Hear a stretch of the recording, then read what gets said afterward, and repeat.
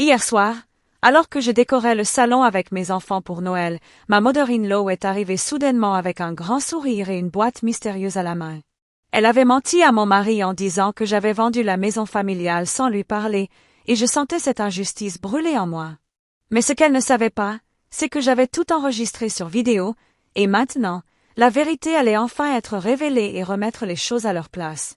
C'était une fin d'après-midi glaciale, typique de décembre, et la lumière du soleil se faufilait doucement à travers les rideaux de notre salon, projetant des ombres délicates sur les murs décorés de photos de famille. L'air était parfumé de l'odeur sucrée des biscuits de Noël que j'avais préparés avec mes enfants quelques heures plus tôt, et la chaleur du foyer réchauffait l'atmosphère malgré le froid mordant qui régnait à l'extérieur. Mon mari était assis sur le canapé, un livre à la main, tandis que nos enfants couraient partout, riant et discutant des décorations qu'ils avaient choisies. Tout semblait parfaitement ordinaire, mais d'une tranquillité réconfortante, presque rassurante.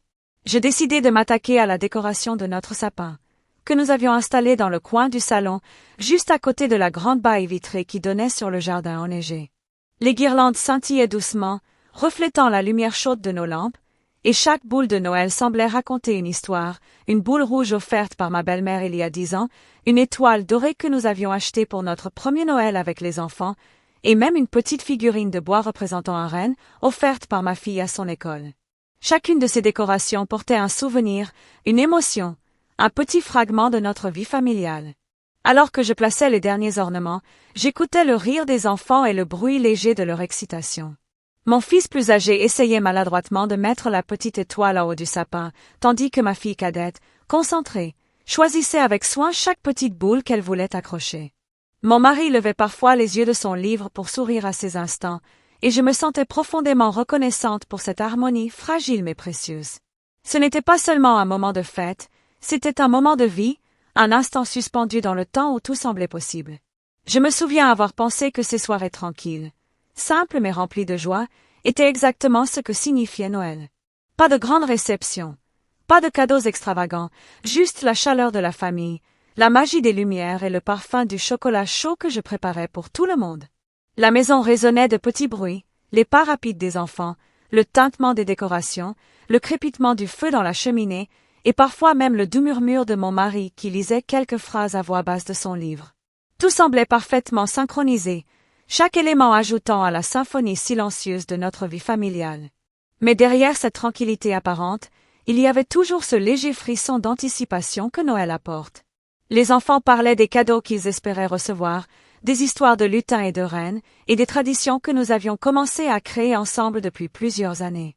Ils ne se doutaient pas que cette année serait différente, que le Noël paisible que nous imaginions serait bientôt troublé par des secrets et des mensonges que ma belle-mère avait soigneusement cultivés, des mensonges qui allaient bouleverser notre famille et changer la dynamique que nous pensions immuable.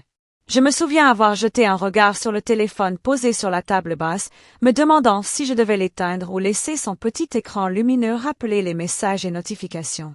Mais je choisis de le laisser silencieux, préférant profiter de la tranquillité de la maison et de ces moments précieux avec mes enfants. La lumière douce des bougies ajoutait une ambiance presque irréelle, et j'avais l'impression que rien ne pourrait perturber ce tableau parfait de Noël familial. Dans cette harmonie fragile, j'ai aussi réfléchi à ma belle-mère. Son visage me revenait en mémoire, ses sourires, ses compliments parfois exagérés, et les petites tensions qui, au fil des années, avaient laissé des traces dans notre relation. Mais à cet instant précis, en regardant mes enfants installer les décorations et mon mari sourire doucement, j'ai voulu croire que rien de négatif ne viendrait gâcher cette soirée. La maison était pleine de rire et de chaleur, et j'avais cette étrange impression que tout était encore possible. Le sapin terminé, je me suis reculée pour admirer notre travail. Les lumières scintillaient doucement, projetant des reflets dorés sur le plafond et les murs, et un sentiment de fierté et de sérénité m'envahit. C'était le Noël que j'avais imaginé, une soirée tranquille, où chaque instant comptait, où la famille était réunie, et où l'amour semblait tangible dans l'air, comme un parfum que l'on peut toucher. Alors que je regardais mes enfants, je sentais un mélange de bonheur et de protection. Je voulais que rien ni personne ne vienne perturber ce moment. La paix, la sécurité et l'amour familial étaient tout ce que je désirais en cette veille de Noël. Je me suis dit que c'était peut-être le dernier Noël avant que tout change, que quelque chose d'inattendu allait bientôt entrer dans notre maison et mettre à l'épreuve cette tranquillité précieuse. Mais pour l'instant, Tout semblait parfait. Et c'est ainsi que cette soirée a commencé. Paisible, ordinaire, chaleureuse, avec des rires d'enfants, des lumières scintillantes et un sapin décoré avec amour.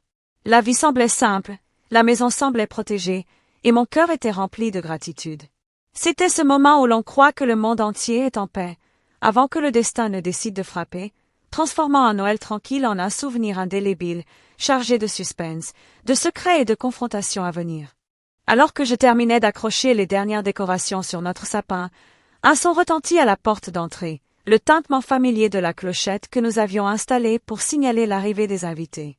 Au début, je pensais que c'était simplement le facteur ou un voisin venu nous souhaiter un joyeux Noël, mais un pressentiment étrange me parcourut l'échine. Je posai la boule de Noël que je tenais et marchai doucement vers la porte, me demandant pourquoi mon cœur battait plus vite que d'habitude. Lorsque j'ouvris la porte, elle était là. Ma belle-mère. Son sourire éclatant, presque trop parfait, illuminait son visage tandis qu'elle tenait une boîte mystérieuse serrée contre elle. Elle portait un manteau long couleur crème, impeccablement repassé, et une écharpe rouge qui contrastait avec le blanc de la neige dehors. Ses yeux brillaient d'une étincelle difficile à interpréter. Était-ce de la joie, de la malice, ou quelque chose de plus calculé? Je ressentis un mélange immédiat d'émotions, surprise, tension et une légère appréhension. « Joyeux Noël !» dit-elle en entrant d'un pas léger, posant la boîte sur la table du salon. Sa voix était douce, presque trop douce, et chaque mot semblait soigneusement choisi pour paraître innocent. Mais je la connaissais suffisamment pour savoir que derrière ce sourire se cachait souvent un objectif. Les enfants, fascinés par son arrivée, coururent vers elle pour l'embrasser, ignorant du petit frisson d'inquiétude qui m'habitait. Mon mari, toujours assis sur le canapé, leva les yeux de son livre et sourit poliment, pensant probablement que tout allait bien.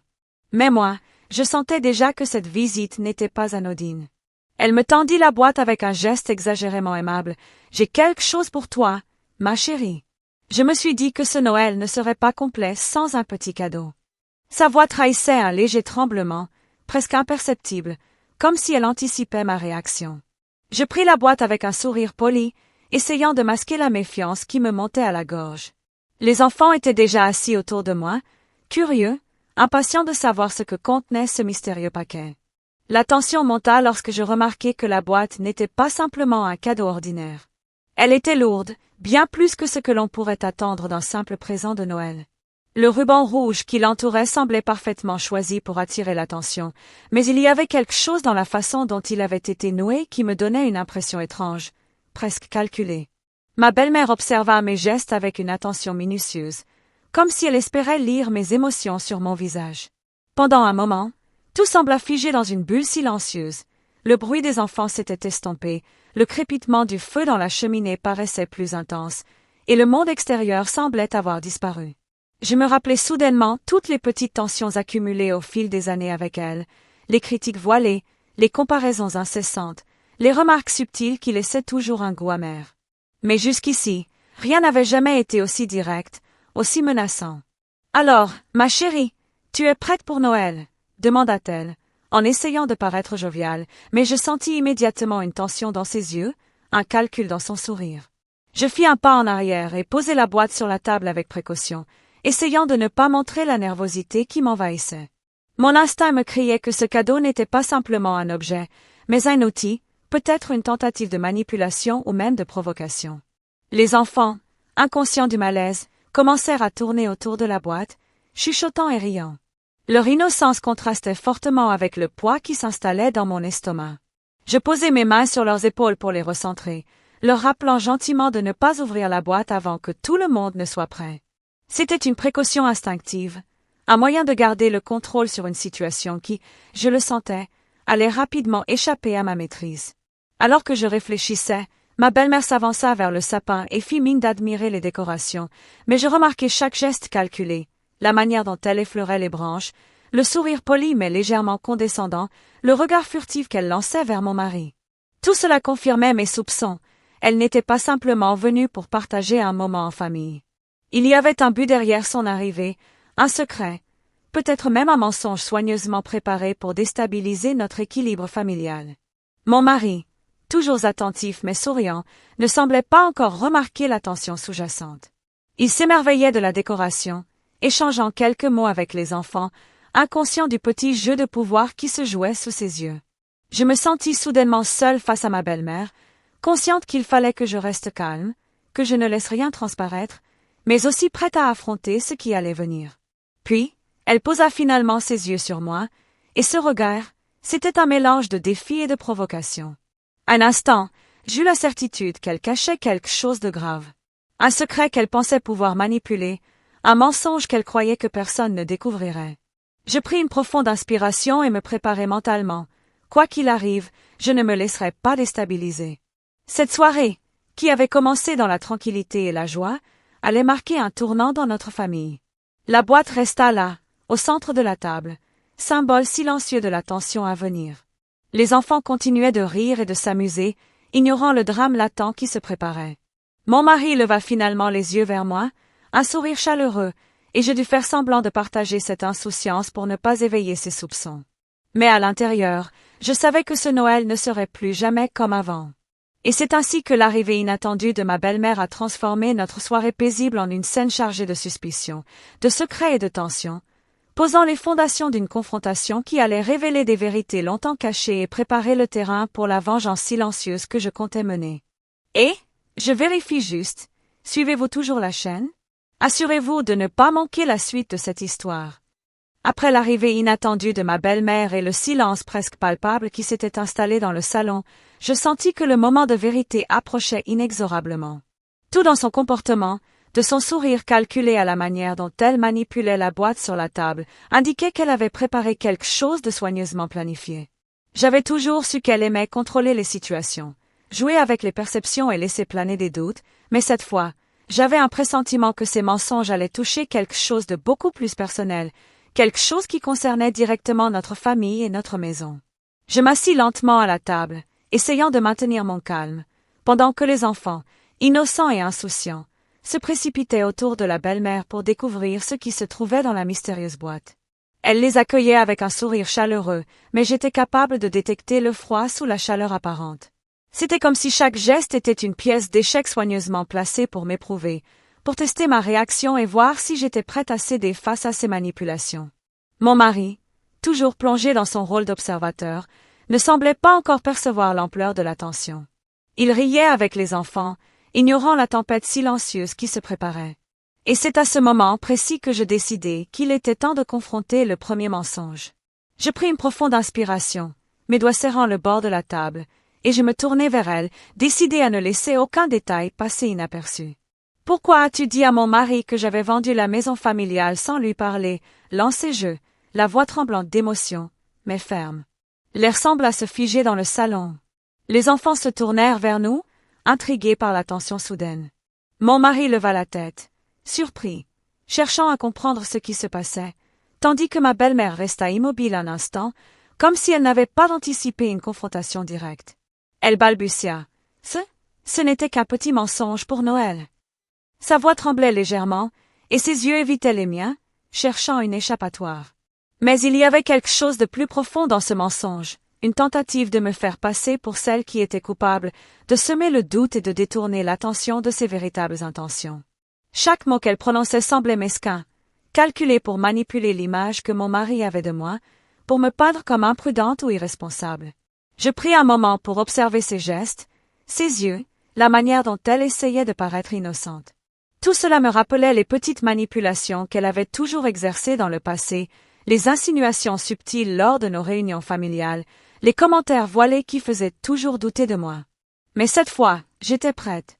J'avais préparé ma défense, j'avais anticipé chaque mouvement, chaque parole. La vérité devait éclater, et je ne pouvais pas permettre qu'elle continue à détruire la confiance dans notre famille. Je sentis la colère monter, mais je la transformai en détermination. La maison semblait silencieuse autour de nous, comme si les murs retenaient leur souffle. Même le feu dans la cheminée semblait crépiter plus lentement, comme pour souligner le poids du moment. Les enfants, perceptifs à ma tension, se rapprochèrent de moi, cherchant inconsciemment ma protection. Leur présence renforçait ma résolution. Je devais défendre notre famille, exposer le mensonge et rétablir la vérité. Alors que je réfléchissais à la meilleure façon de procéder, je me rappelai que j'avais tout enregistré sur vidéo. Chaque conversation, chaque geste, Chaque petite remarque avait été captée discrètement ces dernières semaines. Et ce petit mensonge sur la maison n'était que la pointe de l'iceberg. Ma belle-mère pensait pouvoir manipuler la situation, mais je détenais les preuves pour la confronter de manière irréfutable. Je choisis mes mots avec soin. J'ai tout enregistré, dis-je calmement mais avec force. Chaque emoji, chaque geste. Et maintenant, la vérité ne peut plus être cachée. Les yeux de ma belle-mère s'écarquillèrent, et son sourire s'effaça lentement, remplacé par un mélange de surprise, de peur et de colère contenue. Elle avait sous-estimé ma préparation, et je sentais que le contrôle qu'elle pensait avoir sur cette situation était en train de s'échapper entre ses doigts. Le silence qui suivit fut presque insupportable. Les enfants se tenaient figés, leurs yeux grands ouverts, essayant de comprendre la gravité du moment. Mon mari, bouche bée, comprit enfin l'ampleur du mensonge et la gravité de la manipulation de sa mère.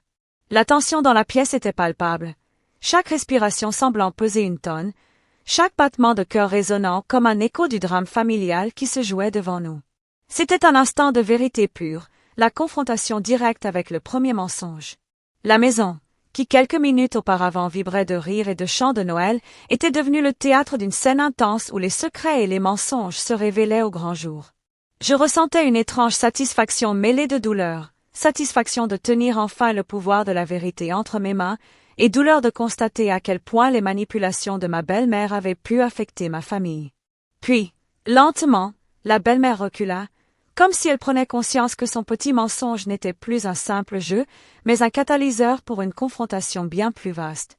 Chaque expression sur son visage trahissait la peur, la honte et la colère contenues, et je compris à cet instant que la soirée de Noël que nous avions imaginée comme paisible et joyeuse allait se transformer en un champ de bataille émotionnelle, où les alliances, les trahisons et la vérité se disputeraient la place centrale. Je posai mes yeux sur les enfants, sur mon mari, et sur elle, sentant que cette révélation était le début d'un changement profond dans notre famille. Le premier mensonge avait été dévoilé, mais il y avait encore tant à découvrir, tant à affronter. Et dans le silence de cette maison, sous la lumière des guirlandes et des bougies, je sus que Noël ne serait plus jamais le même. Chaque sourire, chaque mot, chaque geste à partir de ce moment serait chargé de cette nouvelle réalité, de cette vérité qui commençait à émerger et qui annoncerait la suite de notre confrontation, le chemin vers la vengeance silencieuse que j'avais soigneusement planifiée depuis des semaines. Le silence qui suivit la confrontation avec ma belle-mère fut presque assourdissant. Mon cœur battait à tout rompre, et chaque respiration semblait résonner dans la pièce, comme si la maison elle-même retenait son souffle. Les enfants, intrigués mais encore trop jeunes pour comprendre pleinement la gravité de la situation, se tenaient près de moi, leurs yeux écarquillés, cherchant instinctivement un signe de sécurité et de protection.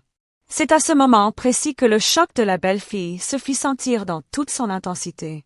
Je sentais mon visage se réchauffer, non pas de colère, mais de cette stupeur profonde qui saisit une personne lorsqu'elle réalise qu'elle a été trompée, manipulée et trahie par quelqu'un qu'elle croyait proche. Tout semblait tourner autour de moi, la pièce paraissait plus petite, les décorations scintillaient différemment, et chaque détail, de la lumière du sapin au reflet des bougies sur les murs, semblait amplifier l'intensité de cette trahison. Ce n'était plus une simple dispute familiale, c'était une révélation brutale qui frappait au plus profond de moi, bouleversant tout ce que je pensais savoir sur ma famille. La première pensée qui traversa mon esprit fut l'incrédulité. Comment a-t-elle osé, me répétai-je silencieusement. La belle-mère que j'avais toujours perçue comme manipulatrice mais parfois attendrissante venait de franchir une limite invisible.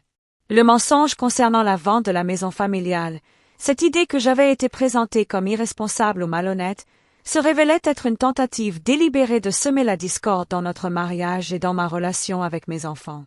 Chaque mot qu'elle avait prononcé à l'insu de mon mari pesait désormais lourd dans mon esprit, et le choc se transforma progressivement en une colère froide et déterminée. Alors que je l'observais, incapable de détourner les yeux, je me remémorais tous les moments passés à essayer de construire une relation avec elle.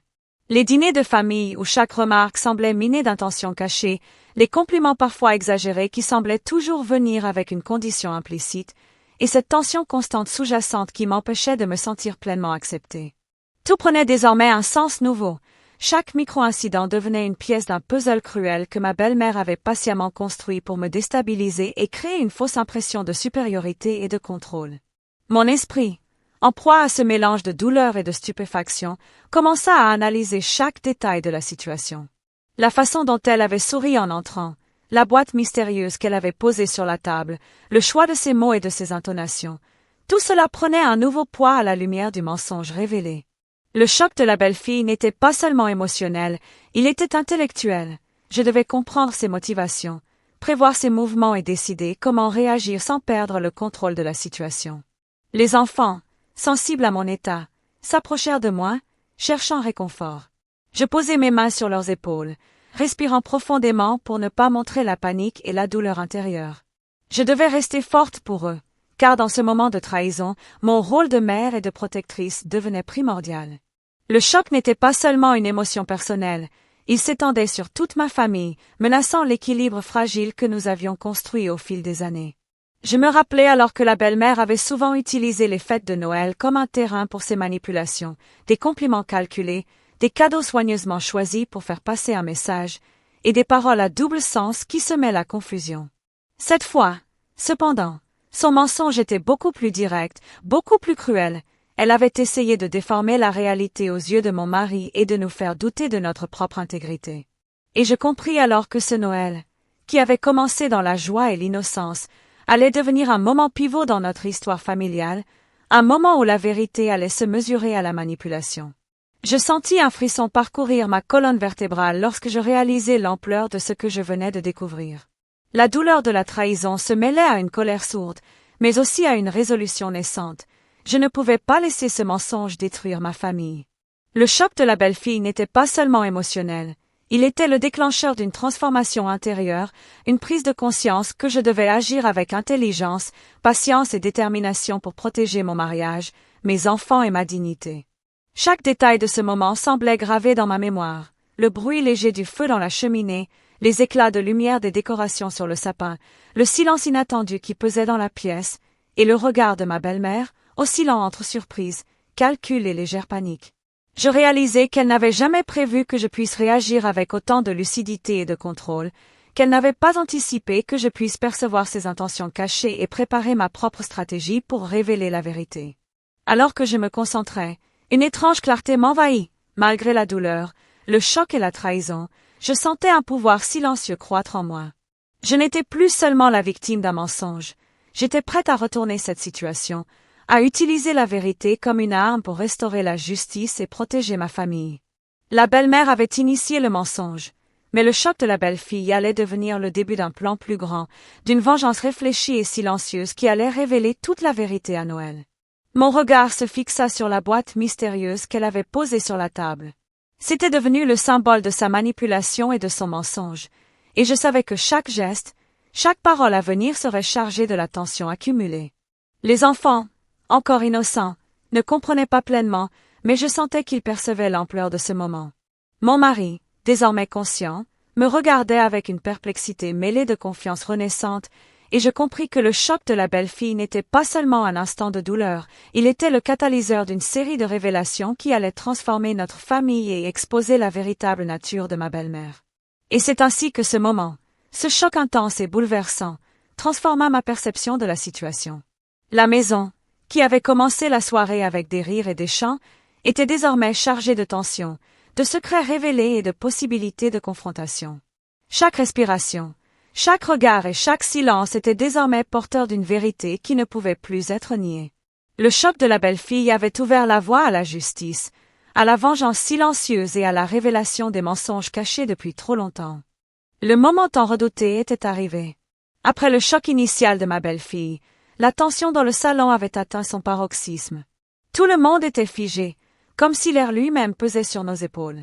Les enfants, bien qu'innocents, ressentirent instinctivement la gravité de l'instant et se rapprochèrent de moi, cherchant sécurité et réassurance. Mon mari, qui avait été jusqu'ici surpris et confus, me regardait avec une perplexité mêlée de suspicion et de curiosité. Je savais qu'il était temps de passer à l'étape suivante, la confrontation directe avec ma belle-mère. Je me levai lentement, ressentant chaque pas sur le parquet comme une vibration résonnant dans ma poitrine. Chaque mouvement semblait amplifié par la tension accumulée depuis son arrivée. Elle, debout près du sapin, paraissait calme à première vue, mais je percevais une nervosité subtile dans ses gestes, Le léger tremblement de ses mains lorsqu'elle ajustait son manteau, la manière dont ses yeux évitaient les miens et scrutaient l'environnement à la recherche d'une échappatoire. Son sourire, autrefois éclatant, était maintenant tendu, presque forcé. « Il est temps de parler franchement, » dis-je, ma voix ferme mais contrôlée, résonnant dans le silence pesant du salon. Les enfants se rapprochèrent instinctivement de moi, leurs petites mains se posant sur mes bras pour trouver du réconfort. Mon mari, toujours debout derrière moi, hocha légèrement la tête, silencieux mais attentif, prêt à saisir chaque mot, chaque indice, chaque nuance de cette confrontation. Je me tournai vers elle, et nos regards se croisèrent.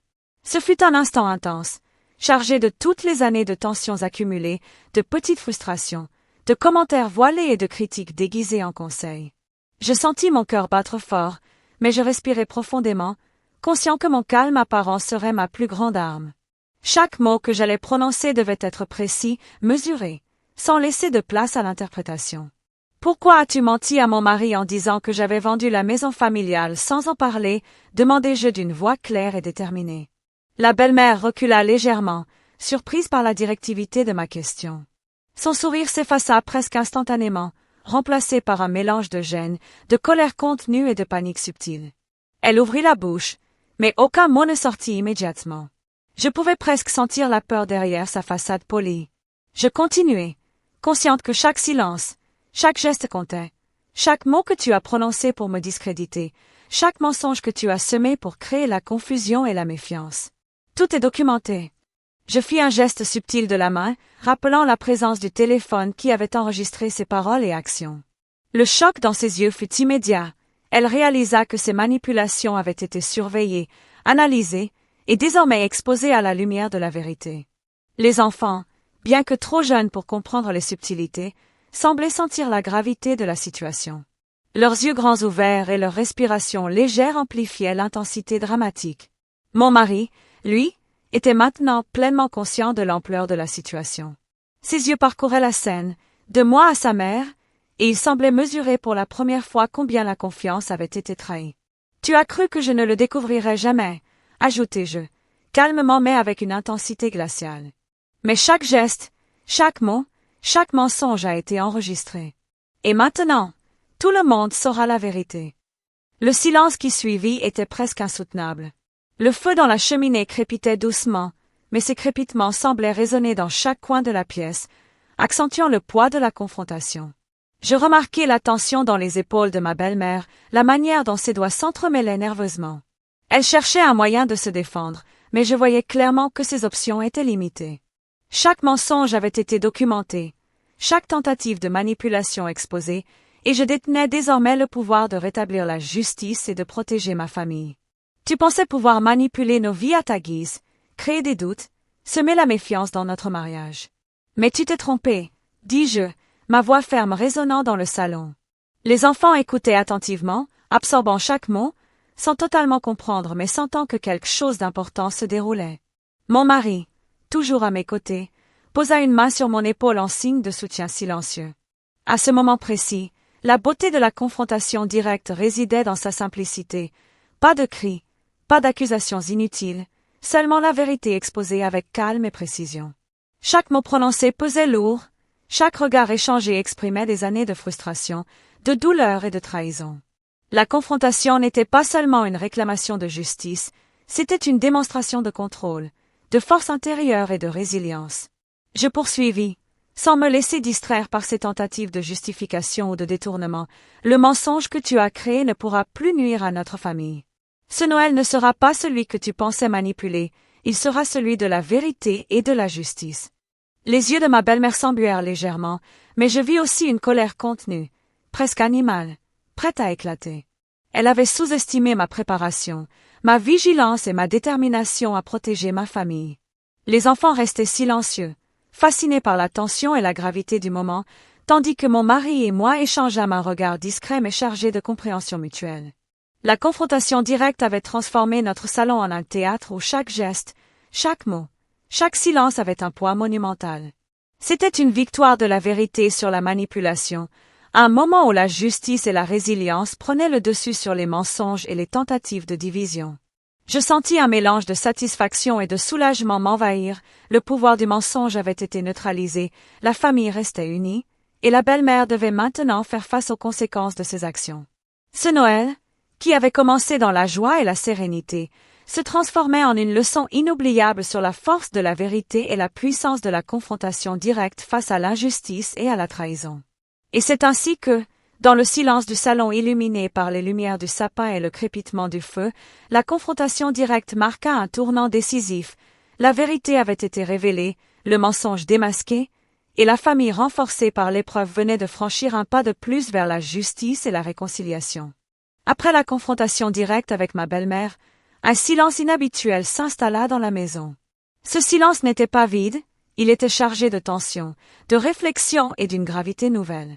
La pièce, éclairée par les lumières douces du sapin et les reflets dorés des bougies, semblait retenir son souffle, comme si elle savait que quelque chose venait de changer à jamais dans notre dynamique familiale. Les enfants, encore trop jeunes pour saisir tous les enjeux, jouaient tranquillement mais d'un œil curieux, sentant la gravité du moment. Je me laissai tomber doucement sur le canapé, épuisé émotionnellement, et réalisai lentement que ce que j'avais accompli allait bien au-delà de la simple confrontation. C'était une prise de conscience, une révélation de l'ampleur de la manipulation et de la trahison qui s'était accumulée au fil des années. La belle-mère, assise en face de moi, semblait soudainement plus vulnérable. Le masque de contrôle et de supériorité qu'elle arborait depuis si longtemps commençait à se fissurer. Ses yeux, autrefois brillants d'assurance et de malice, reflétaient maintenant une surprise mêlée de peur. Elle ne s'attendait pas à ce que ses mensonges soient exposés avec une telle précision, ni à ce que je conserve cette maîtrise totale de la situation. La prise de conscience n'était pas seulement pour elle, c'était aussi pour moi, pour mon mari et pour mes enfants. Elle dévoilait la réalité d'une relation complexe, marquée par la manipulation, la tromperie et les tensions silencieuses accumulées au fil des ans. Je pris un moment pour observer chacun de mes enfants. Leur innocence contrastait fortement avec la complexité des interactions adultes autour d'eux. Ils ne comprenaient pas encore toutes les implications de ce mensonge sur notre maison familiale, sur notre mariage, sur notre équilibre émotionnel. Mais je savais qu'ils ressentiraient la sécurité et la force que je leur transmettais, même sans parole. Et je compris que cette prise de conscience n'était pas seulement personnelle, elle s'étendait à la manière dont je voulais protéger et élever mes enfants, en leur montrant que la vérité et l'intégrité étaient des valeurs qui ne pouvaient être compromises, même face à la manipulation d'un proche. Mon mari, assis à mes côtés, semblait lui aussi en pleine réflexion. Ses yeux parcouraient la scène avec une nouvelle clarté. Il comprit que les petites tensions avec sa mère n'étaient pas de simples malentendus, mais des actes délibérés destinés à influencer et à contrôler. Sa prise de conscience était palpable, la confiance qu'il avait autrefois accordée aveuglément à sa mère commençait à se réévaluer. Je pouvais voir, dans son regard, le mélange de choc, de regret et de détermination. Il réalisa que nous devions nous unir pour protéger notre famille contre toute future manipulation. Je repensai alors à tous les moments précédents, à toutes les petites insinuations, à chaque commentaire qui avait laissé un goût amer ou semé le doute. Tout prenait désormais un sens nouveau. Chaque geste de ma belle-mère, chaque sourire calculé, chaque compliment voilé, chaque critique subtile, avait été un maillon d'une chaîne soigneusement construite pour nous déstabiliser. Et cette prise de conscience, qui s'installait progressivement, me donna un sentiment de puissance intérieure. Je savais désormais comment agir, comment prévenir les futures manipulations et comment protéger mon mari et mes enfants contre les influences toxiques de sa mère. En même temps, je ressentais une émotion plus complexe, la tristesse. Car même si la vérité était enfin révélée, il y avait une perte implicite. La relation que j'avais espéré bâtir avec ma belle-mère, une relation basée sur la confiance et le respect mutuel, ne serait probablement jamais la même. La prise de conscience ne se limitait pas à la découverte du mensonge, elle impliquait également l'acceptation de la réalité que certaines personnes ne changeraient jamais et que la loyauté et l'amour familial doivent parfois se protéger avec vigilance et discernement. La belle-mère, réalisant qu'elle n'avait plus aucun contrôle, tenta quelques mots d'excuses maladroits, mais ils sonnèrent creux et insincères. Je compris qu'il ne s'agissait plus simplement de réparer un mensonge isolé, mais de réévaluer la dynamique de toute notre famille. La prise de conscience s'étendit alors à ma propre responsabilité. Comment allais-je gérer la suite? Comment assurer que la vérité et la justice prévalent, sans laisser la rancune ou la colère prendre le dessus? Je me levai, prenant une profonde inspiration. Il était temps de clarifier les choses, de rétablir les limites et de montrer que la manipulation et les mensonges n'avaient pas leur place dans notre foyer. La prise de conscience était le premier pas vers la réaffirmation de notre autorité, de notre intégrité et de notre unité familiale. Chaque détail comptait, la posture, le ton de ma voix, les expressions que j'adoptais. Je devais rester ferme, mais juste, forte mais compréhensive, afin de démontrer que la vérité avait enfin repris sa place au cœur de notre famille. Les enfants me regardaient attentivement, absorbant chaque geste, chaque parole silencieuse. Je savais que ces moments resteraient gravés dans leur mémoire. Ils apprenaient, même sans le savoir, l'importance de la vérité, de la justice et de la loyauté dans les relations familiales. Mon mari, conscient de ma force et de ma détermination, me prit la main en un geste silencieux de soutien, et je compris que nous étions désormais unis face à cette épreuve. La prise de conscience avait transformé le salon en un lieu de révélation et de réflexion. Le feu crépitait doucement, projetant des ombres mouvantes sur les murs décorés, et le sapin scintillait comme un symbole de résilience et d'espoir. Nous avions traversé une étape critique, la vérité avait éclaté, la manipulation avait été exposée, et notre famille avait renforcé ses liens face à l'adversité. Mais je savais que ce n'était que le début. La prise de conscience n'était pas une fin en soi, elle était le point de départ d'une série de décisions, d'actions et de confrontations qui définiraient l'avenir de notre foyer. Alors que je regardais ma belle-mère, silencieuse et consciente de son échec, je sentis en moi une force nouvelle, une clarté intérieure et une détermination silencieuse. Cette prise de conscience me préparait à affronter tout ce qui suivrait, à protéger ce qui m'était cher, et à m'assurer que la vérité et la justice prévalent dans notre famille. Noël, qui avait commencé avec légèreté et joie, avait été transformé en un moment de révélation, de réflexion et de préparation à la justice et à la vengeance silencieuse qui allait suivre. Et c'est ainsi que, dans le calme relatif qui succéda à la tempête, la prise de conscience s'installa comme un pilier invisible mais solide, prêt à guider chaque décision, chaque geste et chaque parole à venir, consolidant notre unité et préparant le terrain pour la suite de cette histoire où les secrets, les trahisons et les manipulations allaient être définitivement confrontés. Si cela vous a choqué, likez. Et dites-moi dans les commentaires, que feriez-vous si vous étiez à sa place? Je lirai et répondrai à tout le monde. Après la prise de conscience, un calme précaire s'installa dans la maison, mais je savais que le véritable travail ne faisait que commencer. La révélation du mensonge de ma belle-mère avait été un tournant, mais pour protéger ma famille et rétablir l'équilibre, il me fallait mettre en place une stratégie réfléchie. Je compris que la vengeance ne consistait pas à riposter avec colère, mais à utiliser la vérité comme une arme puissante, méthodiquement et intelligemment. Chaque geste, chaque parole et chaque action devait être soigneusement planifiée pour que la manipulation de ma belle-mère soit exposée au grand jour, sans que je perde la maîtrise de la situation. Je me repliai dans ma chambre, loin des regards curieux des enfants et de mon mari, et pris le temps d'analyser tous les éléments que j'avais en main. La vidéo que j'avais enregistrée était une mine d'informations, chaque phrase, chaque inflexion, chaque mouvement de la belle-mère y était capté. C'était le fil conducteur qui allait me permettre de reconstruire la vérité, pièce par pièce, et de montrer à mon mari, à mes enfants et même à elle, l'étendue de la manipulation dont nous avions été victimes. Je réfléchis à la manière la plus efficace de révéler cette vérité. Une confrontation impulsive aurait pu provoquer des réactions défensives ou même provoquer un conflit inutile, mais une approche réfléchie, stratégique, pouvait transformer le mensonge en un outil de justice. Je pris note de chaque détail, les dates, les conversations, les petits gestes qui semblaient anodins mais qui, mis bout à bout, démontraient une intention claire de semer le doute et la discorde. Cette analyse minutieuse me donna une sensation de contrôle et de pouvoir que je n'avais jamais ressentie auparavant. Ma stratégie reposait sur plusieurs piliers. Tout d'abord, la transparence avec mon mari. Il devait comprendre, sans doute ni ambiguïté, l'ampleur de la manipulation. Ensuite, la protection de mes enfants, en veillant à ce qu'ils ne soient pas exposés à la toxicité des mensonges et qu'ils comprennent, à travers mes actions, l'importance de l'intégrité et de la vérité. Enfin, l'exposition méticuleuse des mensonges de ma belle-mère, mais d'une manière qui ne laissait aucune place à la réplique ou à la manipulation future. Chaque mouvement devait être calculé, chaque mot pesé, pour que le résultat soit irréfutable. Je commençai par élaborer un plan précis.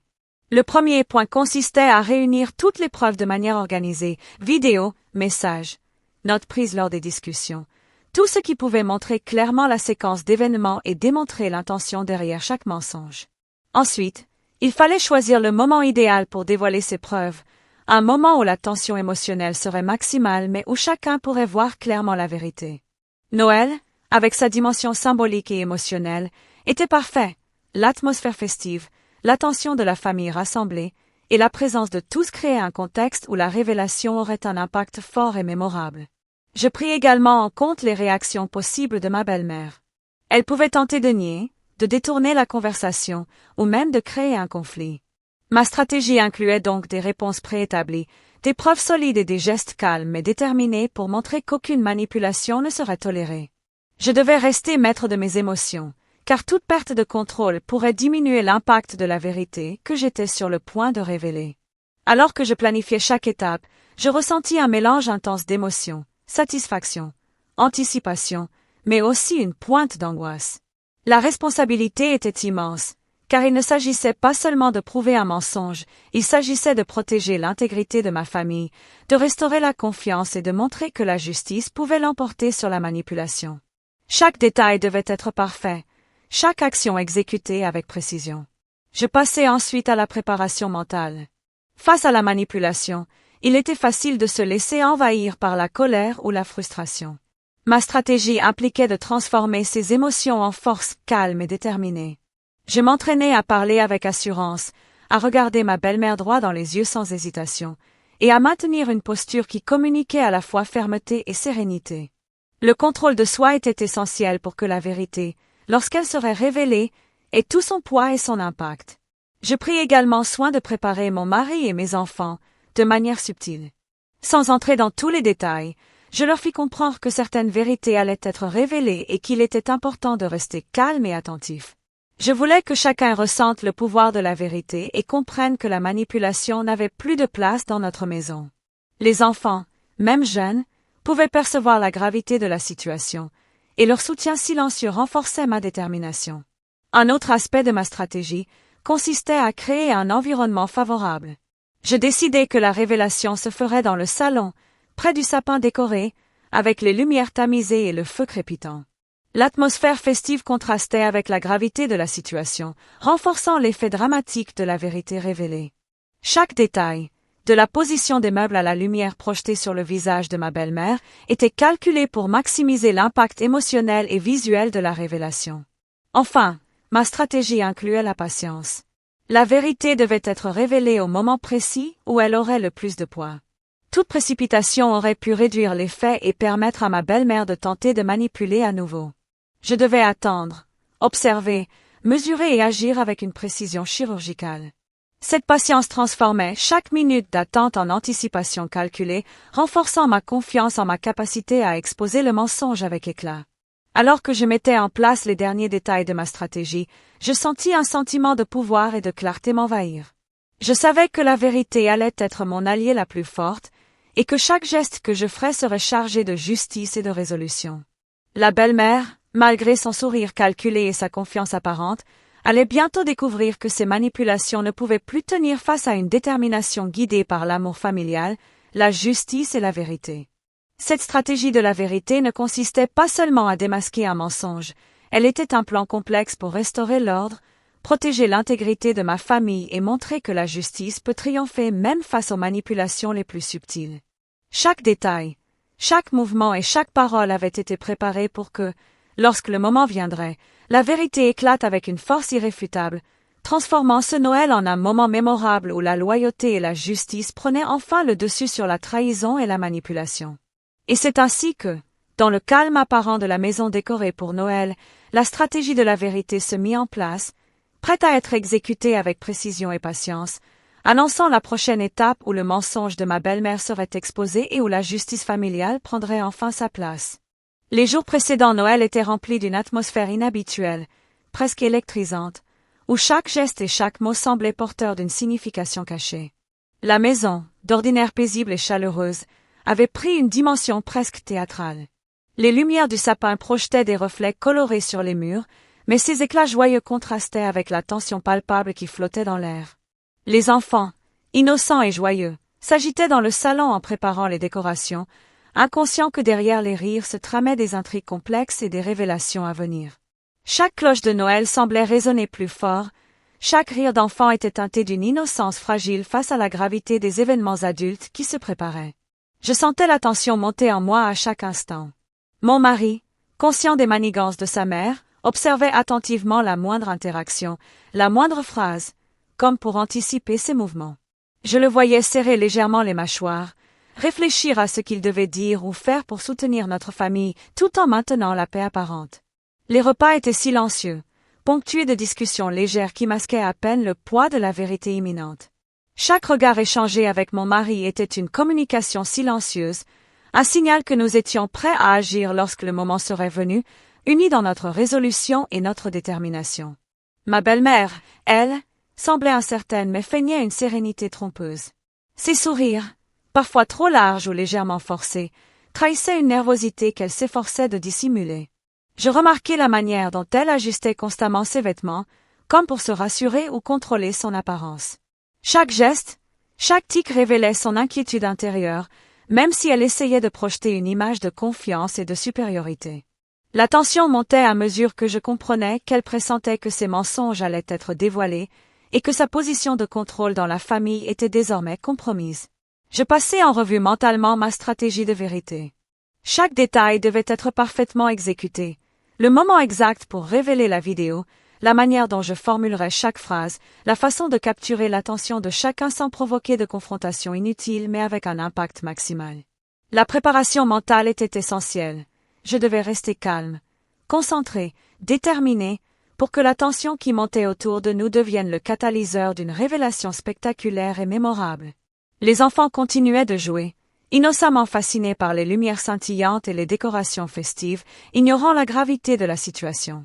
Mais je savais qu'ils percevaient quelque chose, un léger changement dans l'atmosphère, comme si l'air lui-même vibrait d'anticipation. Leur présence me donnait la force de rester ferme et résolue, car il ne s'agissait pas seulement de gérer ma relation avec ma belle-mère, mais aussi de protéger leur innocence et leur perception de la famille. Chaque interaction avec ma belle-mère était maintenant chargée de sous-entendus. Lorsqu'elle me parlait, je pouvais sentir la prudence dans ses mots, le calcul derrière ses phrases, et la peur sous-jacente qu'elle tentait de dissimuler. Je répondais calmement, observant attentivement chaque réaction, chaque micro-expression, chaque hésitation dans sa voix. La tension montait avec chaque minute qui passait, amplifiée par la proximité de Noël, cette période censée être joyeuse et festive, mais qui était désormais le théâtre d'un suspense émotionnel intense. Je repensais à tous les Noëls précédents, où les manipulations de ma belle-mère avaient été subtiles mais efficaces.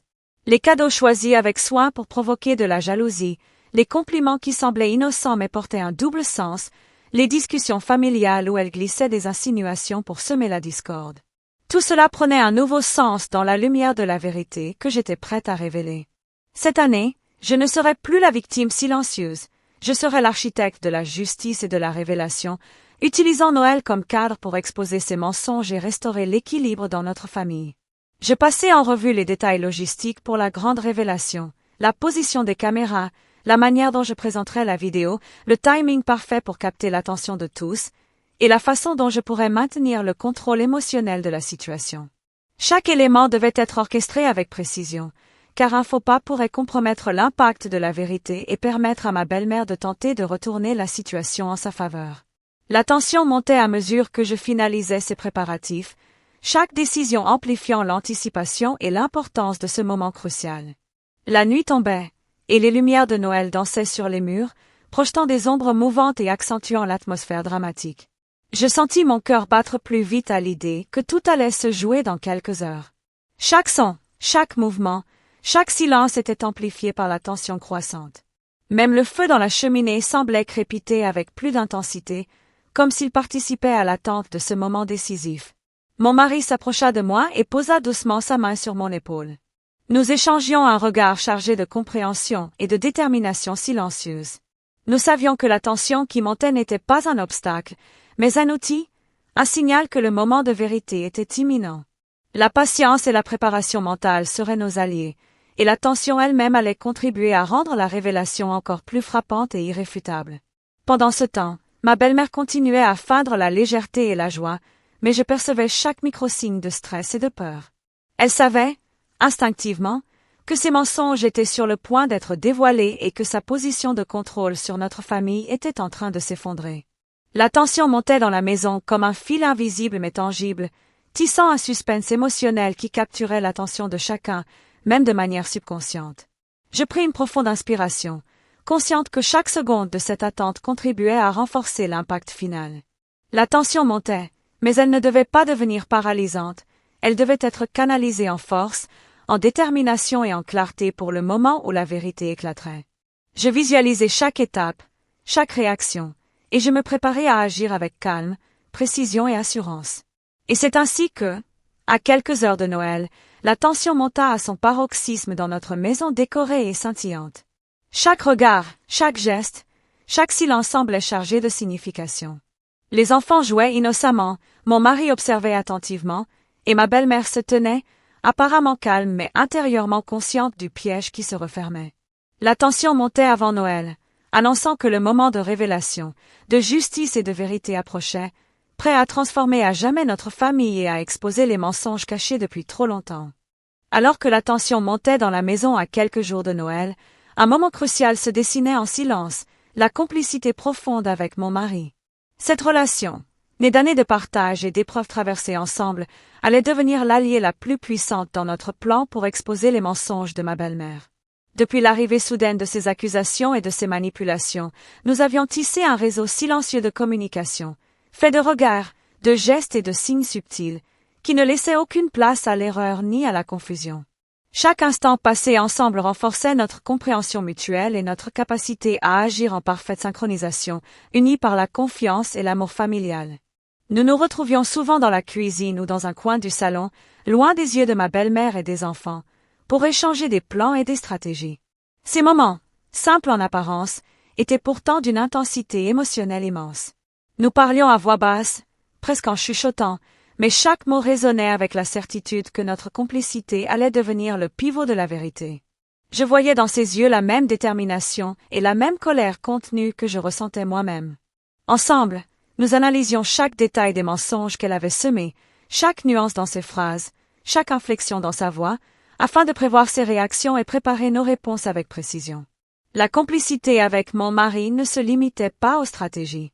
Elle se manifestait aussi dans les gestes du quotidien, un sourire discret, un léger hochement de tête, une main posée sur la mienne au moment opportun.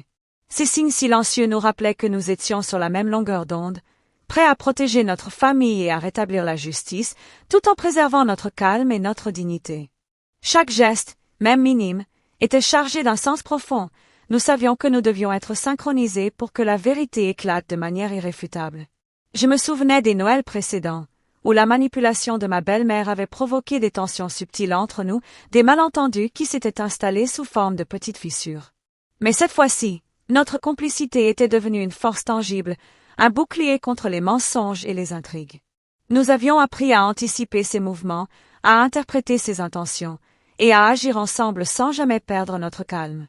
Chaque sourire échangé en secret ou chaque regard complice renforçait notre confiance mutuelle et notre capacité à gérer la situation avec intelligence et précision.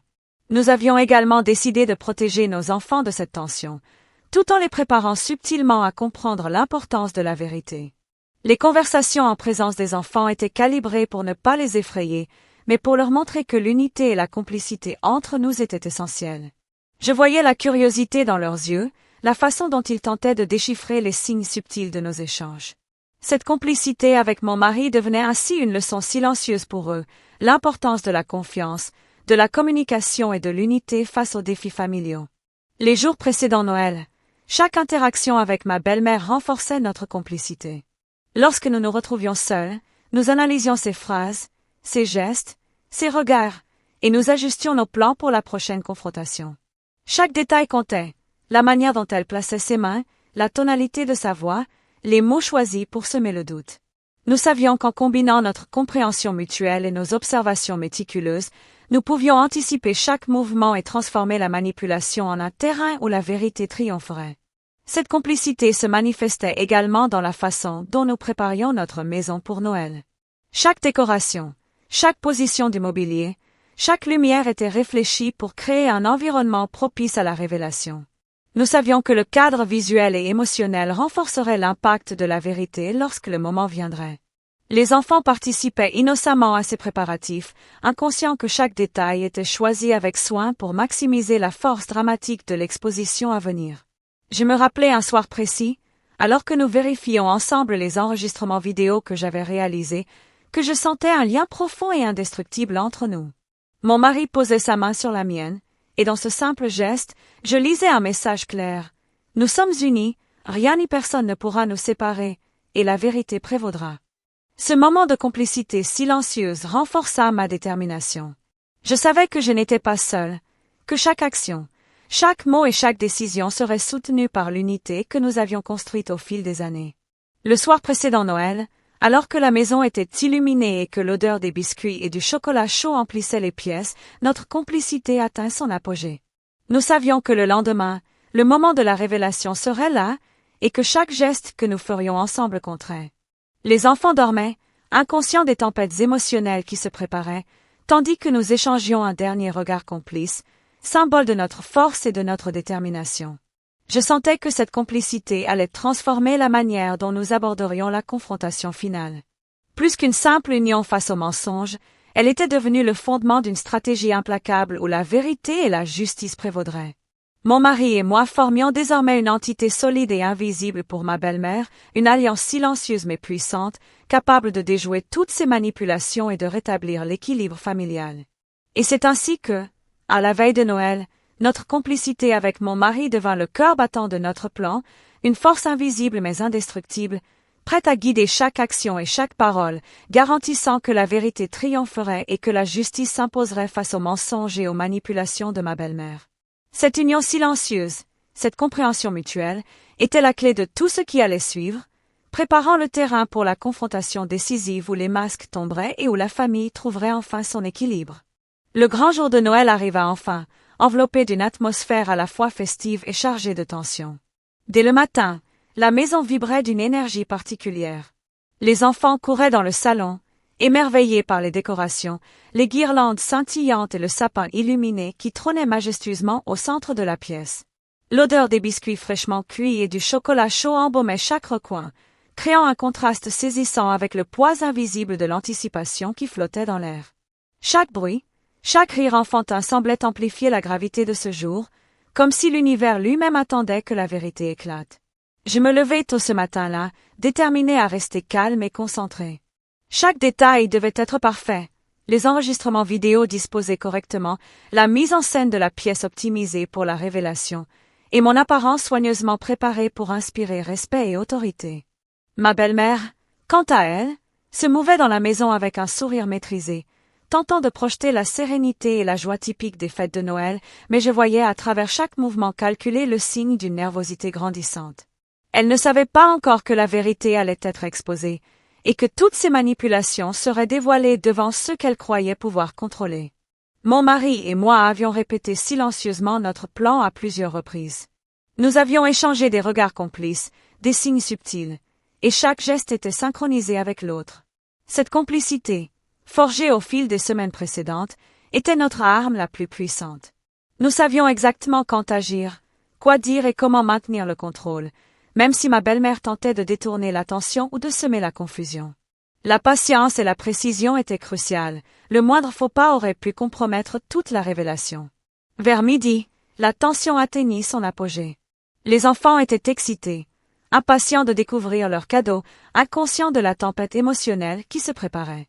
Ma belle-mère, bien qu'occupée à aider à préparer le repas, jetait des regards furtifs, scrutant nos expressions, cherchant à anticiper nos mouvements. Mais elle ne savait pas que nous avions pensé à tout. Chaque sourire que je lui adressais, chaque mot que je prononçais avec calme et assurance, renforçait l'impression de maîtrise et d'autorité que je projetais, rendant toute tentative de manipulation inefficace. Le moment clé approchait. Je demandai à ma belle-fille, avec un ton doux mais ferme, d'aider à installer les derniers éléments décoratifs près du sapin. Les enfants étaient occupés avec leurs cadeaux, ce qui nous permettait de disposer la vidéo sur l'écran principal de manière subtile. Mon mari et moi échangions des regards silencieux, et je pouvais lire dans ses yeux la même détermination, la même anticipation. Tout était prêt pour que la vérité éclate, et chaque détail comptait pour que l'impact soit maximal. Lorsque nous fîmes semblant de commencer les festivités, ma belle-mère se détendit légèrement, croyant que tout était sous contrôle. C'est à ce moment précis que je pris la parole, d'un ton calme et chargé de gravité. « Maman, il est temps de regarder quelque chose. » Son sourire vacilla légèrement.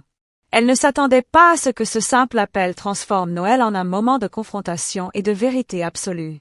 Les enfants, intrigués, s'approchèrent, tandis que mon mari se tenait à mes côtés, prêt à soutenir chaque mot et chaque geste.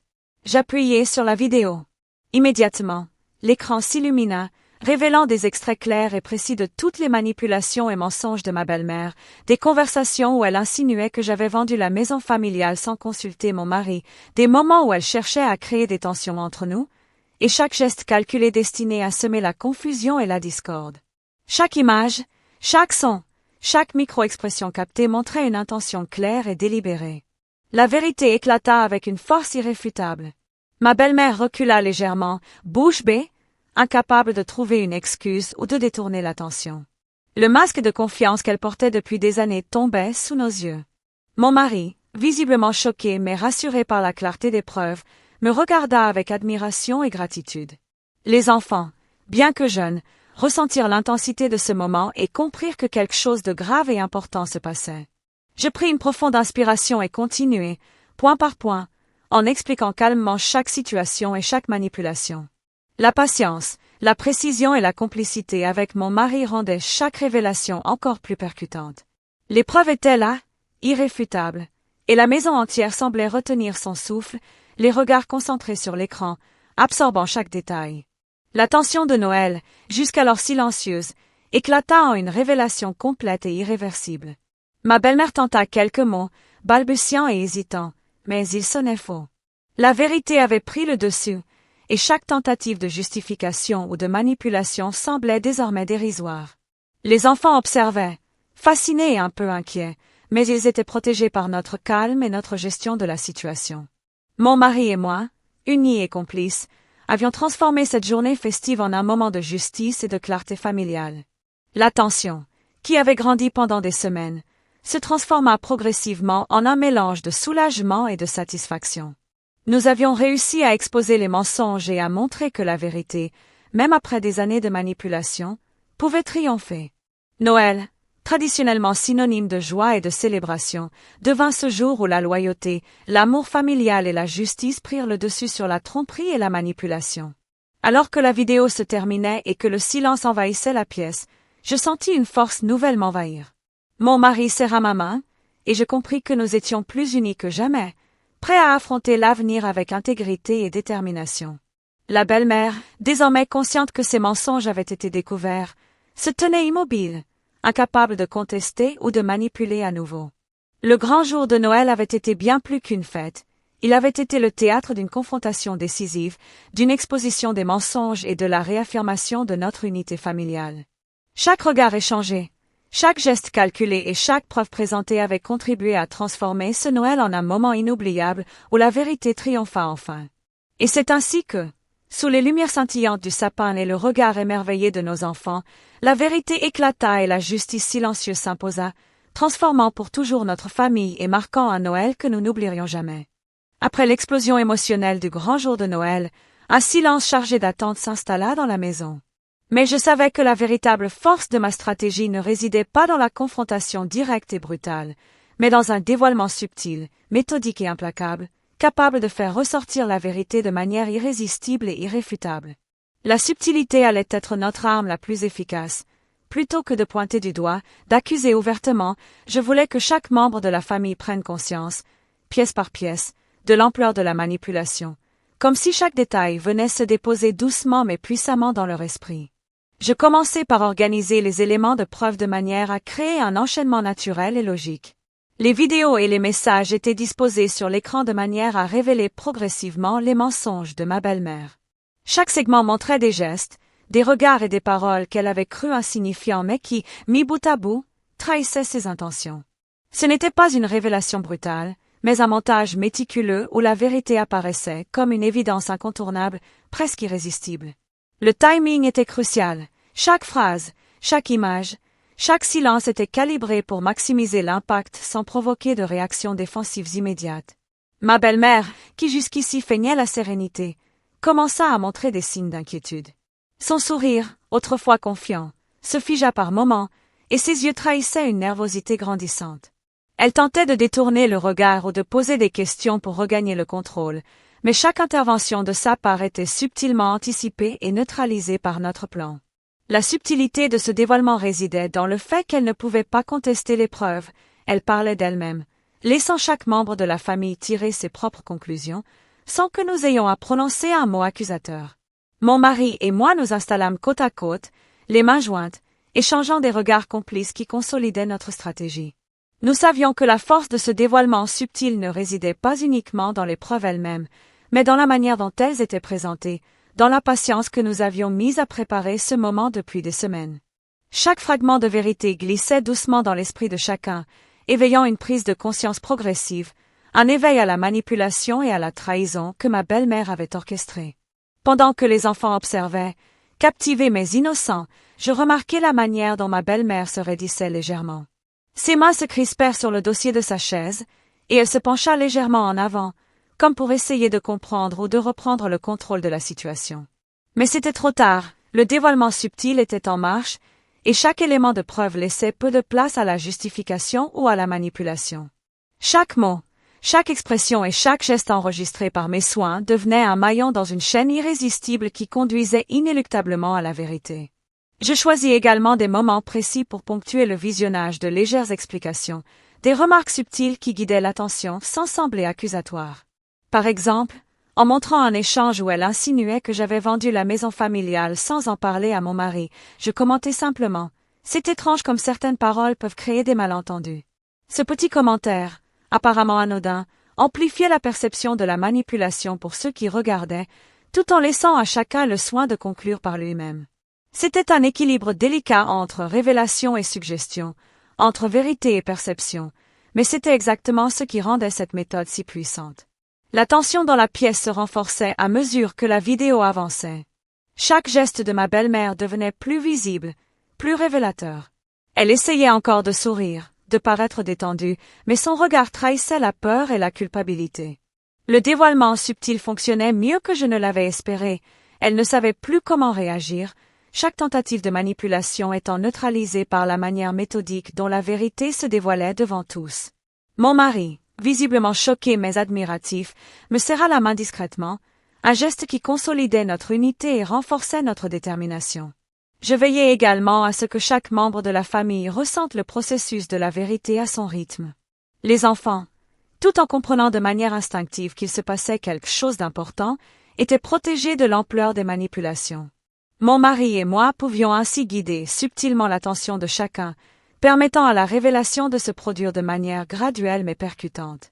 Le dévoilement subtil n'était pas une attaque directe, c'était une orchestration minutieuse qui transformait chaque preuve en une lumière révélatrice, rendant l'inévitable vérité impossible à ignorer. Alors que le montage arrivait à son terme, je sentis l'onde de choc silencieuse traverser la pièce. Ma belle-mère était désormais visiblement déstabilisée, incapable de trouver une réponse crédible. La force tranquille de notre complicité et la méthode méticuleuse de ce dévoilement subtil avaient transformé la confrontation en un moment où la justice et la vérité s'imposaient sans équivoque. Les enfants, bien que curieux et attentifs, ressentaient la gravité de l'instant à travers l'atmosphère de la pièce, et mon mari et moi savions que notre plan avait fonctionné à la perfection. Chaque détail avait été pensé pour maximiser l'impact, le placement des preuves, le rythme des révélations, les commentaires subtils et les interactions silencieuses entre nous. Le résultat était une exposition douce mais implacable, où la vérité triomphait non pas par la force, mais par l'intelligence, la patience et la précision. La manipulation de ma belle-mère était exposée dans sa totalité, et chacun pouvait désormais mesurer l'ampleur des mensonges et de l'injustice qu'elle avait tenté d'imposer. Et c'est ainsi que, au terme de ce processus minutieux et stratégique, le dévoilement subtil transforma Noël en un moment où la famille comprit pleinement l'étendue de la trahison et où la justice silencieuse prit sa place, préparant le terrain pour la prochaine étape, la confrontation finale, où toutes les conséquences de ces manipulations allaient enfin se révéler. Le moment tant redouté et soigneusement anticipé arriva enfin. Alors que la dernière séquence de la vidéo s'éteignait lentement sur l'écran, Un silence assourdissant s'installa dans la pièce. Chaque respiration semblait résonner dans l'air, chaque regard captif sur l'écran amplifiait la tension accumulée au fil des semaines. La vérité, exposée avec une précision méticuleuse et un dévoilement subtil, avait touché le cœur même de notre maison, révélant les mensonges et manipulations de ma belle-mère à chaque membre de la famille. Et puis, dans un mélange de stupeur et d'incrédulité, sa réaction se manifesta, choquante et totalement inattendue. Elle resta un instant figée, les yeux grands ouverts, la bouche entr'ouverte, incapable de prononcer un mot. Ses mains, crispées sur le dossier de sa chaise, trahissaient une nervosité profonde et un effondrement intérieur qu'elle tentait vainement de masquer. Son visage, d'habitude si sûr de lui et implacable, reflétait maintenant une panique totale, une confusion et une honte qui la dépassaient. Chaque membre de la famille pouvait lire dans ses yeux l'étendue de sa culpabilité et la profondeur de la manipulation qu'elle avait orchestrée pendant tant d'années. Je me tenais à quelques pas d'elle, mon mari à mes côtés, nos mains jointes en signe de soutien et de complicité. Nous observions la scène avec un mélange d'incrédulité et de soulagement. La stratégie que nous avions préparée avec soin fonctionnait exactement comme nous l'avions imaginé. La réaction choquante de ma belle-mère dépassait toutes mes attentes. Elle était non seulement déstabilisée, mais chaque fibre de son être semblait crier intérieurement, réalisant que son pouvoir sur la famille s'effondrait sous le poids de la vérité. Les enfants, bien que jeunes et innocents, observaient attentivement. Leur curiosité naturelle se mêlait à une perception intuitive de la gravité de la situation. Ils voyaient la surprise et le désarroi sur le visage de leur grand-mère, et même sans comprendre tous les détails, ils ressentaient que quelque chose de monumental venait de se produire. Je les observais en souriant doucement, consciente que cette expérience serait une leçon silencieuse sur la justice, l'intégrité et l'importance de la vérité, même dans les situations les plus complexes et émotionnellement chargées. Ma belle-mère tenta de parler, mais les mots semblaient s'étrangler dans sa gorge. Ce n'était pas. Balbutia-t-elle, chaque phrase interrompue par un silence lourd de sens. Elle cherchait désespérément à regagner le contrôle, à détourner l'attention ou à nier ce qui venait d'être exposé, mais chaque tentative tombait à plat. La force de notre dévoilement subtil et de la complicité avec mon mari rendait impossible toute manipulation supplémentaire. Ses excuses ou justifications étaient désormais transparentes, irréalistes et dépourvues de crédibilité aux yeux de tous. Le choc se lisait aussi dans son langage corporel. Elle recula légèrement, comme si chaque preuve sur l'écran exerçait une pression tangible sur ses épaules. Les muscles de son visage se tendirent, et ses doigts se crispèrent sur le bord de la chaise.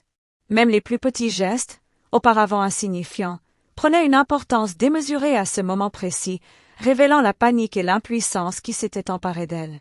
Ce n'était plus seulement un choc émotionnel, c'était une confrontation silencieuse avec la réalité, une confrontation qui laissait chaque membre de la famille témoin de son effondrement.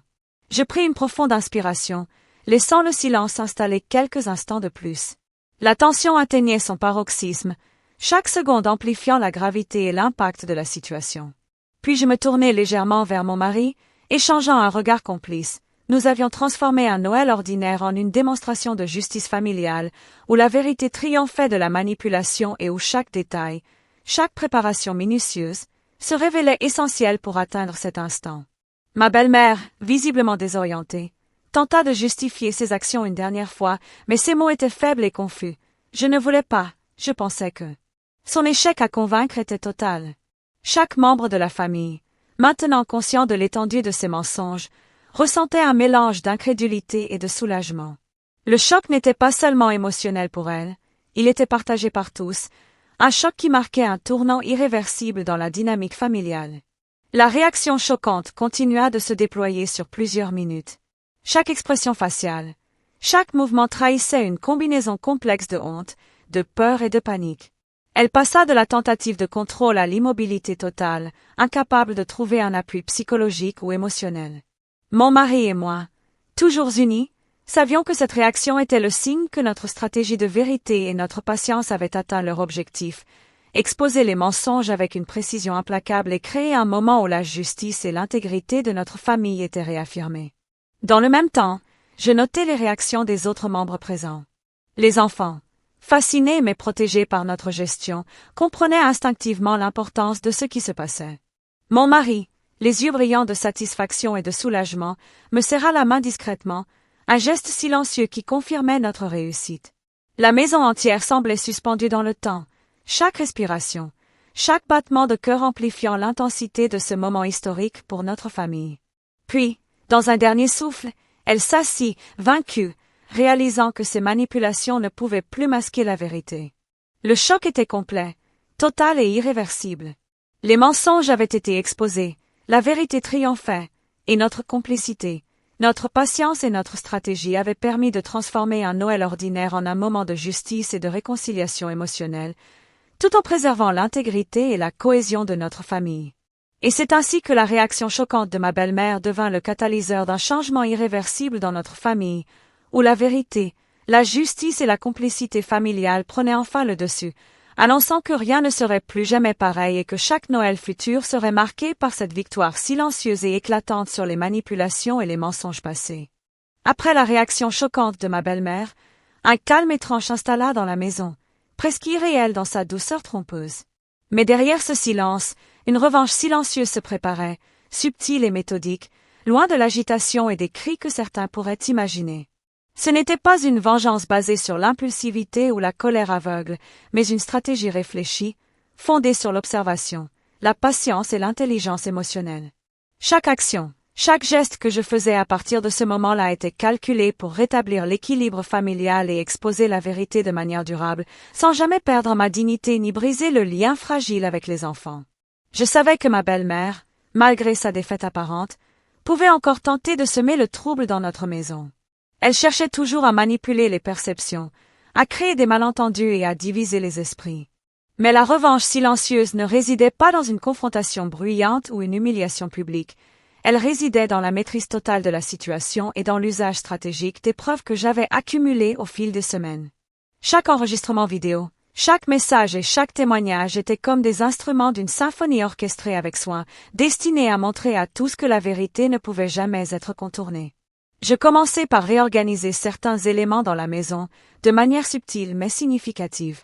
Les décorations, les positions des meubles et même la manière dont nous placions les cadeaux étaient calculés pour transmettre un message silencieux mais clair, l'ordre et l'harmonie revenaient dans notre foyer, et toute tentative de désordre émotionnel serait immédiatement perceptible et neutralisée. Mon mari et moi communiquions par des signes presque imperceptibles, des hochements de tête, des regards furtifs, renforçant la synchronisation parfaite de notre stratégie. Cette complicité silencieuse était le moteur de notre revanche. Chaque mouvement, chaque parole, chaque interaction était un rappel de notre unité et de notre détermination. Dans la matinée, alors que ma belle-mère s'attendait à ce que tout redevienne normal après le choc de la révélation, je mis en œuvre des actions précises pour démontrer subtilement notre contrôle et notre vigilance. Je commentais de manière innocente certaines situations qui révélaient ces manipulations passées, sans jamais la pointeur du doigt ouvertement. Par exemple, en rangeant les documents administratifs, je mentionnais doucement « Il est toujours préférable de vérifier avant de prendre une décision ». Un commentaire anodin en apparence, mais qui soulignait subtilement l'importance de la transparence et de la vérité. Chaque phrase, chaque geste était calibré pour rappeler que nous étions désormais vigilants et que ces mensonges n'avaient plus aucun effet.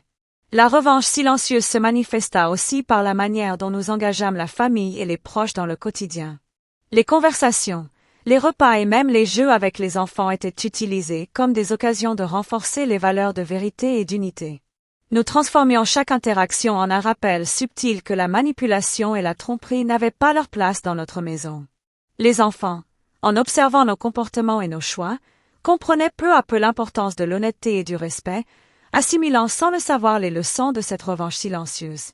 Je pris également soin de créer des situations où ma belle-mère pouvait constater elle-même, sans confrontation directe, que ses tentatives de contrôle étaient vaines.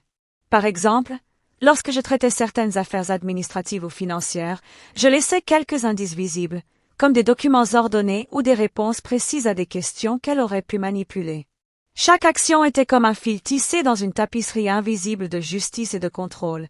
Elle voyait sans comprendre comment elle perdait toute emprise sur notre famille, et la vérité se manifestait de manière élégante mais implacable.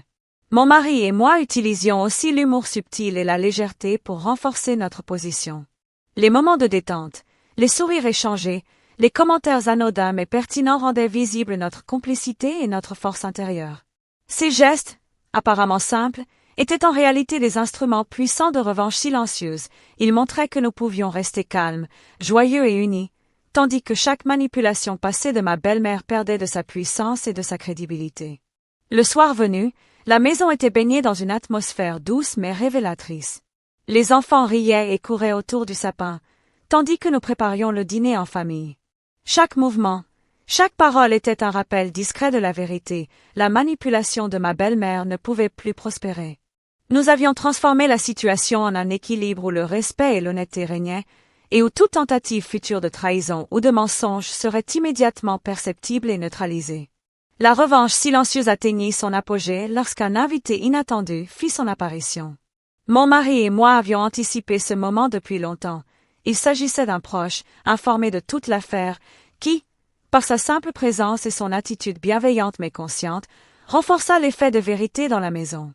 Ma belle-mère, en le voyant, comprit instinctivement qu'elle n'avait plus aucun contrôle, que sa manipulation avait été déjouée et que la justice silencieuse que nous avions orchestrée était désormais complète. À travers chaque détail, chaque geste et chaque interaction, la revanche silencieuse se manifesta avec élégance et efficacité. Elle ne provoqua pas de cris ni de drames spectaculaires, au contraire, elle se fit ressentir par la constance, la précision et la force tranquille de nos actions. Chaque membre de la famille pouvait voir, sentir et comprendre que la vérité et la justice prévalaient désormais, et que les mensonges et manipulations de ma belle-mère étaient devenus inefficaces, transparents et irrémédiablement exposés. Enfin, dans le calme de la soirée, je me retournai vers mon mari, un sourire discret sur les lèvres, et nous échangions un regard de victoire silencieuse. Les enfants jouaient, inconscients de l'intensité de ce moment, et ma belle-mère, désormais consciente de la portée de notre stratégie, semblait accepter, avec réticence mais réalisme, sa défaite. La revanche silencieuse n'était pas seulement un triomphe personnel, elle avait restauré l'ordre, la vérité et la paix dans notre maison, préparant un avenir où la famille pourrait enfin prospérer sans manipulation ni mensonge. Et c'est ainsi que, à travers la patience, la stratégie et la maîtrise émotionnelle, la revanche silencieuse s'imposa comme une victoire indiscutable, un Noël transformé en leçon de justice et d'intégrité familiale, où chaque action subtile construisait un héritage de vérité et de respect durable pour tous. Le lendemain du Noël tumultueux, notre maison était plongée dans un calme inhabituel. Après le choc et la confrontation, un silence presque solennel régnait, mais derrière ce calme, se jouait une transformation profonde dans notre mariage. Les révélations, les mensonges exposés et la revanche silencieuse avaient provoqué une onde de choc qui ne se limitait pas à ma belle-mère, elle touchait l'essence même de notre relation conjugale, renforçant certains liens et mettant à nu des vulnérabilités que nous devions désormais affronter ensemble. Ce matin-là, je remarquai chaque détail. Mon mari se mouvait dans la maison avec une assurance nouvelle, ses gestes empreints d'une complicité silencieuse avec moi. Ses yeux, d'habitude si expressifs et parfois imprévisibles, reflétaient désormais un mélange de gratitude, de confiance renouvelée et de détermination.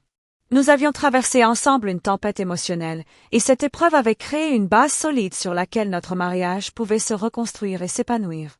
Mais cette solidité venait avec son propre lot de responsabilités. Désormais, rien ne pouvait rester caché, et chaque action devait être empreinte de transparence et de respect mutuel.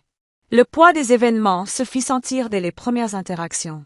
Même les moments les plus banals, comme préparer le petit déjeuner ou organiser les affaires des enfants, étaient empreints d'une conscience nouvelle. Chaque parole, chaque regard, chaque geste était évalué avec soin, comme si nous avions acquis une compréhension plus profonde de l'importance de la communication et de la confiance. Les mensonges de ma belle-mère avaient servi de catalyseur pour révéler ce qui, dans notre mariage, nécessitait une attention particulière et une honnêteté absolue. Les enfants, quant à eux, semblaient ressentir cette transformation sans en comprendre pleinement la portée. Leur comportement, plus attentif et observateur, montrait qu'ils percevaient les subtilités de notre nouvelle dynamique familiale. Ils nous observaient, moi et mon mari, avec une curiosité mêlée de respect, comme s'ils comprenaient instinctivement que les relations humaines, la confiance et la loyauté étaient des piliers invisibles mais essentiels de notre maison. Chaque sourire échangé, chaque geste de tendresse ou de complicité renforçait cette nouvelle structure, créant un environnement où l'amour et le soutien mutuel devenaient tangibles et perceptibles. La confrontation et la vengeance silencieuse avaient également révélé des zones d'ombre dans notre communication. Nous avions compris que certaines non-dits et certaines habitudes passives pouvaient être exploitées par des tiers pour créer des tensions ou des malentendus. Le mariage, qui avait jusqu'ici reposé sur une routine confortable mais parfois superficielle, devait désormais être nourri par une vigilance active, une écoute attentive et un engagement constant à protéger l'un l'autre. Cette prise de conscience, bien que difficile, apportait également une profondeur nouvelle et un respect mutuel que nous n'avions jamais connu auparavant. Au fil des jours, nous commençâmes à instaurer de nouvelles routines, symboliques et pratiques, qui renforçaient notre union. Les décisions, petites et grandes, étaient désormais discutées et validées à deux. Les moments de jeu avec les enfants devenaient des occasions de renforcer notre complicité, de démontrer notre cohésion et de montrer par l'exemple ce que signifiait la loyauté et la transparence. Même les tâches quotidiennes, comme ranger le salon ou préparer les repas, étaient investies d'une dimension symbolique, rappelant subtilement que la communication et la solidarité étaient désormais au cœur de notre mariage. Nous décidâmes également de tenir un journal familial, une initiative qui semblait anodine mais qui avait une portée significative. Chaque événement, chaque décision importante et chaque interaction trouvait une place dans ce journal, non pas pour contrôler ou surveiller, mais pour renforcer notre engagement mutuel et pour nous assurer que la mémoire des manipulations passées ne puisse jamais être oubliée ou exploitée à nouveau. Ce rituel devint un symbole de notre mariage renouvelé, un témoignage de notre complicité et de notre force retrouvée. Parallèlement, nous commençâmes à établir des limites claires avec ma belle-mère.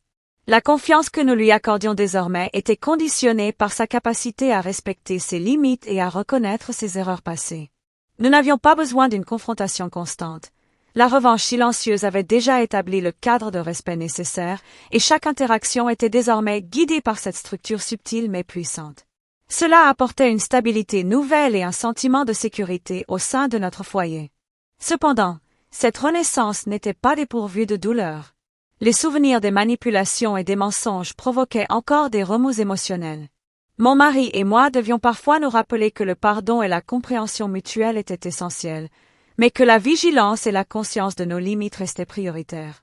Cette dualité entre guérison et prudence devint une composante fondamentale de notre mariage, nous rappelant que la force d'une relation ne se mesure pas seulement au moment de bonheur, mais aussi à la capacité de surmonter ensemble les épreuves et les manipulations externes. La transformation s'étendait également à notre manière de prendre des décisions concernant l'avenir de la famille. Nous discutions désormais ouvertement de projets financiers, éducatifs et sociaux, intégrant la leçon de transparence imposée par les révélations passées. Chaque plan, chaque projet, chaque choix devenait un symbole de notre mariage renouvelé, où la confiance, la vérité et la complicité formaient le socle solide sur lequel nous pouvions avancer.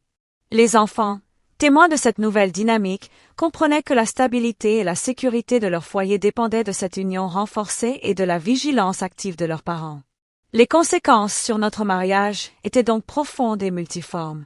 Elles avaient transformé une relation confortable mais parfois naïve en une union stratégique, solide et consciente.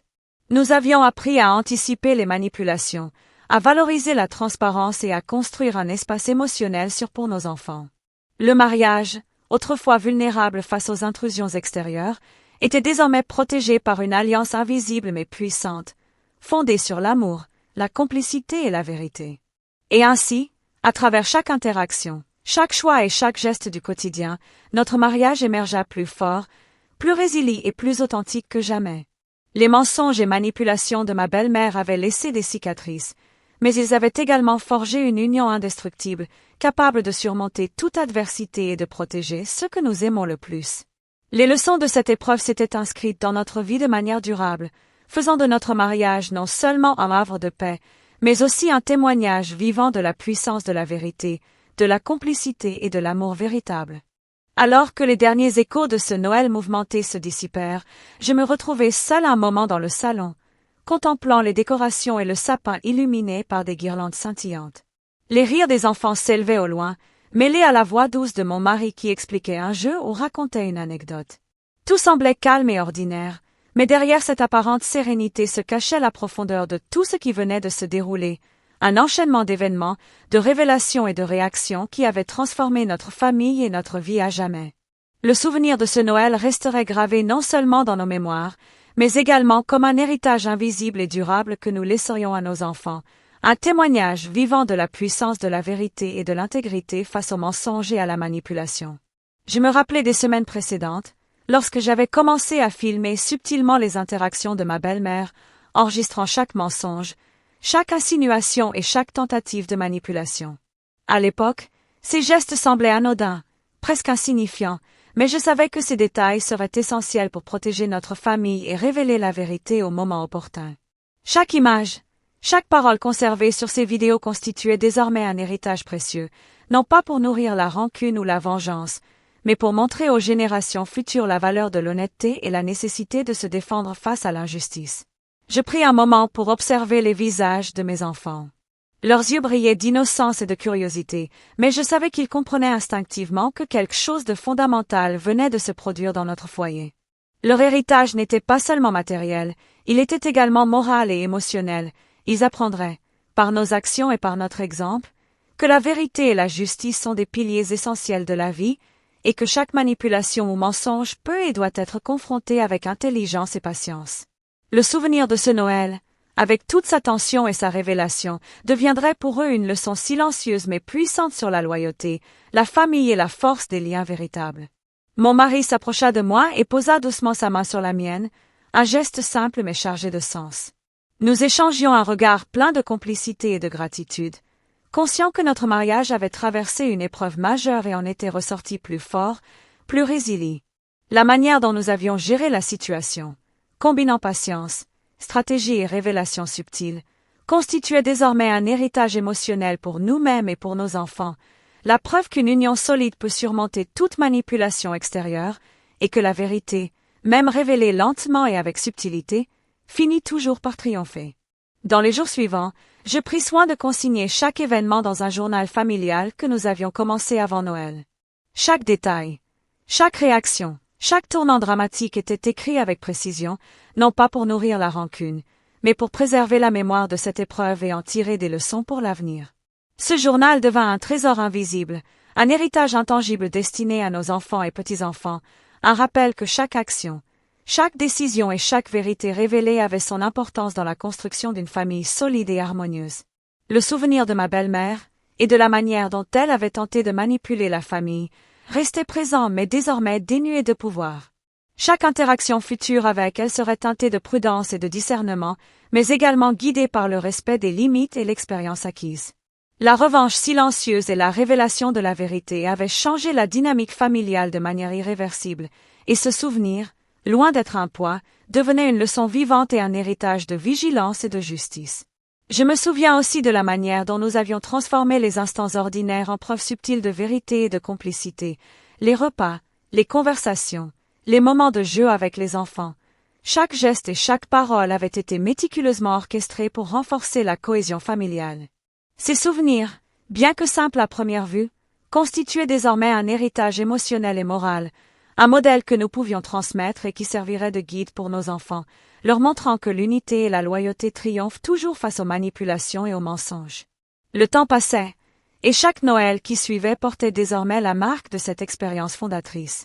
Les décorations, les chants et les rires prenaient une dimension nouvelle, ils n'étaient plus seulement des symboles de fête, mais également des rappels silencieux de la force de la famille, de la valeur de la vérité et de l'importance de protéger ceux que l'on aime. Le souvenir de ce Noël dramatique mais révélateur devenait ainsi un héritage vivant, un fil invisible reliant chaque membre de la famille à des principes de justice, de loyauté et de transparence. Je pris également conscience que cet héritage ne se limitait pas aux enfants, il touchait également notre mariage. Chaque geste, chaque échange, chaque moment de complicité renforçait les bases de notre union et rappelait que la transparence et la vérité sont essentielles pour construire une relation durable. Les mensonges de ma belle-mère avaient été un test, et nous en étions sortis plus forts, plus unis et plus conscients de l'importance de la communication et de l'intégrité. Dans la nuit calme qui suivit, alors que les enfants dormaient et que la maison baignait dans la lumière douce des guirlandes, je pris un moment pour réfléchir à tout ce que nous avions accompli. Chaque épreuve, chaque moment de tension et chaque révélation avait laissé une empreinte indélébile, mais cette empreinte n'était pas négative. Elle représentait un héritage de force, de vigilance et de vérité. Les leçons apprises ce Noël resteraient gravées dans nos vies, et le souvenir de cette journée dramatique mais révélatrice deviendrait une référence morale et émotionnelle pour chaque membre de notre famille. Et c'est ainsi que, dans le calme de cette soirée, en contemplant les visages endormis de nos enfants et la complicité tranquille de mon mari, je compris que le véritable héritage de ce Noël n'était ni matériel ni superficiel. Il résidait dans la vérité révélée, dans la justice silencieuse, dans la force retrouvée de notre mariage et dans la transmission de valeurs essentielles à nos enfants. Un héritage intangible, mais éternel, qui continuerait à façonner notre famille et à guider nos choix pour les générations à venir. Et une nouvelle vidéo apparaît actuellement sur votre écran. Regardez-la avant qu'elle ne disparaisse.